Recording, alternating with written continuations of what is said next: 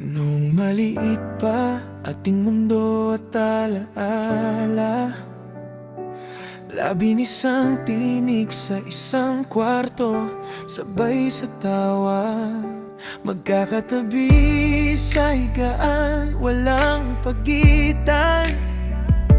Pangarap noon parang laro, walang katapusan. Sabay umiyak kapag may nasaktan, sabay magtago kapag may kasalanan. Kayo ang saksi sa mga ulang sukat, at mga gabing akala ko'y lahat ay mawawasak.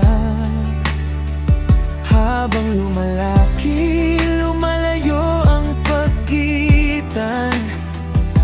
Ang kwarto noon, ngayon'y alaala na lang. May kanya-kanyang landas na tinatahan, pero iisa pa rin ang pusong pinagmulan. Kahit magbago ang lahat ng daan, at hindi na tayo nagkikita araw-araw, kwartong iyon ang laging babalikan, kung saan tayo unang natutong mangarap at magmahal. Kapag pagod na sa mundong walang pahinga, at tila ako'y naliligaw sa sariling sigla, kayo pa rin ang boses na maririnig ko. Uwi ka lang dito sa ating tahanan. Hindi man laging sabay ang agos ng buhay, may mga pagkakataong tayo'y nagkakalayo. May tampuhan, may katahimikan, pero hindi kailanman nawala ang pinanggalingan. May sariling pamilya, sariling laban, pero iisa pa rin ang pinagmulan.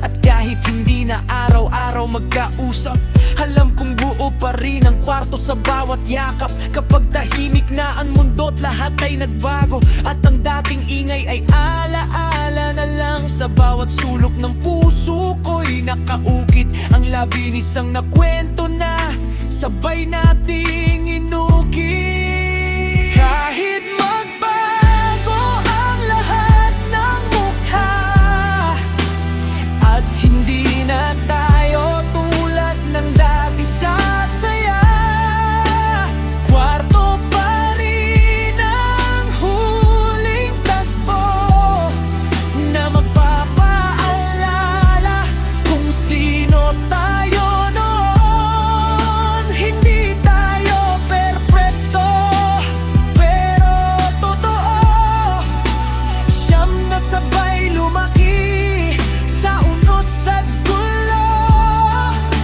At kahit saan man tayo dalhin ng mundo, kwarto pa rin ang simula ng ating mundo.